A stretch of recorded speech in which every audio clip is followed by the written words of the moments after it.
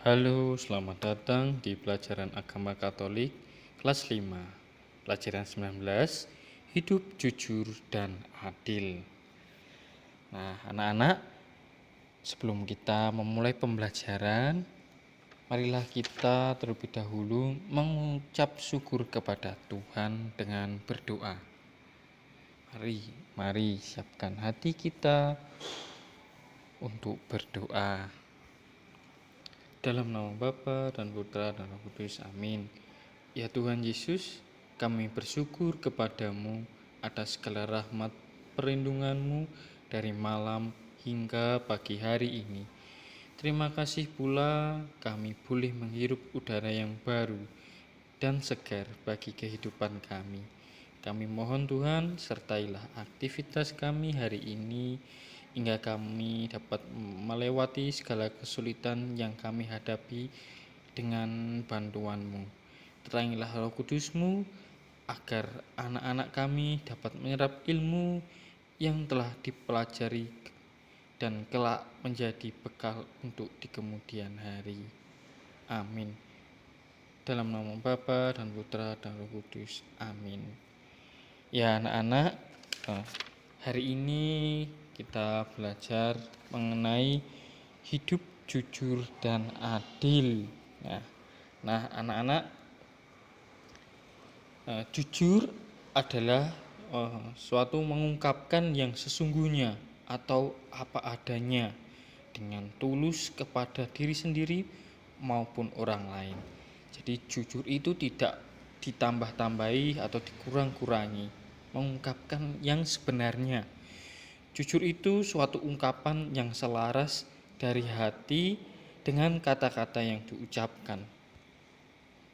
Jujur menjadi dasar kebaikan untuk kebaikan yang lain. Sebab jujur dan adil ibarat dua sisi pada satu keping uang. Sebab tanpa kejujuran maka tidak akan ada keadilan. Sebaliknya, bila kita tidak jujur maka akan menjadikan dosa yang lain. Karena dengan kita berbohong maka kita akan selalu berbuat dosa ke dosa yang lain. Jujur dan adil merupakan suatu hal yang harus kita tegakkan agar tidak ada kerugian yang dialami oleh orang lain maupun diri kita sendiri. Nah, adil berarti memberikan hak sesuai kebutuhan setelah melaksanakan kewajiban. Dalam hal pembagian, keadilan berkaitan dengan keseimbangan dan kebutuhan. Jika kebutuhan sama, maka barang dapat dibagi sama. Bila kebutuhan berbeda, maka barang dapat dibagi sesuai kebutuhan. Yang lebih membutuhkan dapat bagian lebih banyak. Jadi adil bukan pengertiannya bukan sama rata, melainkan sesuai, seimbang dengan sesuai kebutuhan.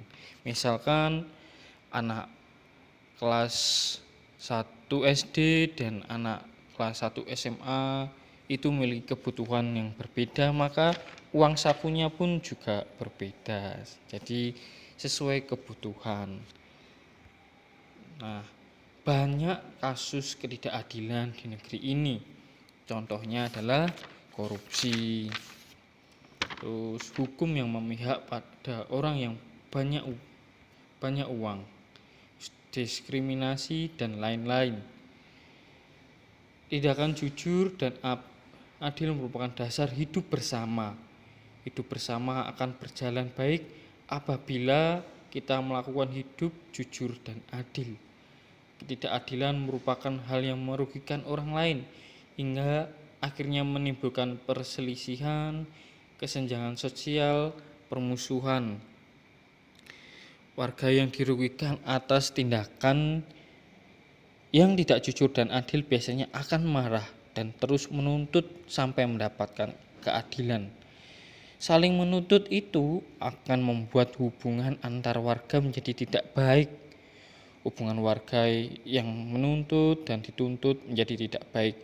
Bisa-bisa mereka saling membenci.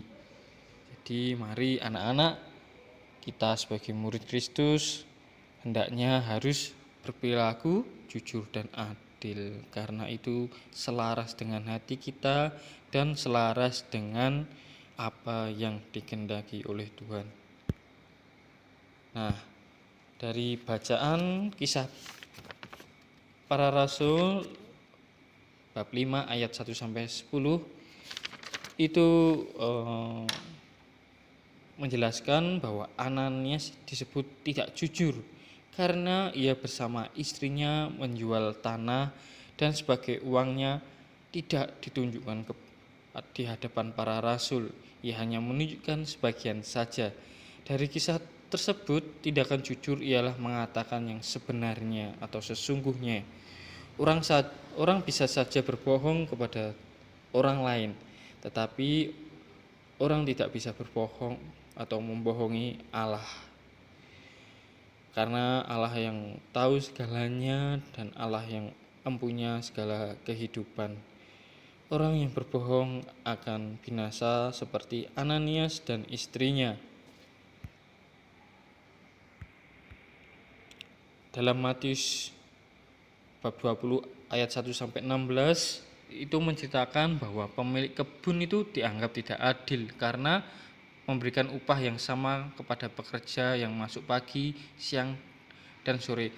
Tapi sebetulnya pemilik kebun itu sungguh adil karena ia membayar upah itu sesuai dengan kesepakatan yang telah disepakati antara tuan kebun dan pekerja. Soal pekerja yang masuk siang atau sore, tuan kebun itu hanya ingin bertindak murah hati. Sebab Tuhan mengajarkan kepada kita, Tuhan tidak saja menuntut kita jujur dan adil, tapi kita harus murah hati seperti Allah yang baik. Ya, kalau ada orang yang murah hati, kenapa kita harus iri? Begitu. Nah, anak-anak, pada intinya kita diajarkan tidak hanya hidup adil dan jujur, melainkan kita harus murah hati seperti Allah yang baik. Terima kasih, sampai jumpa, Tuhan memberkati. Amin.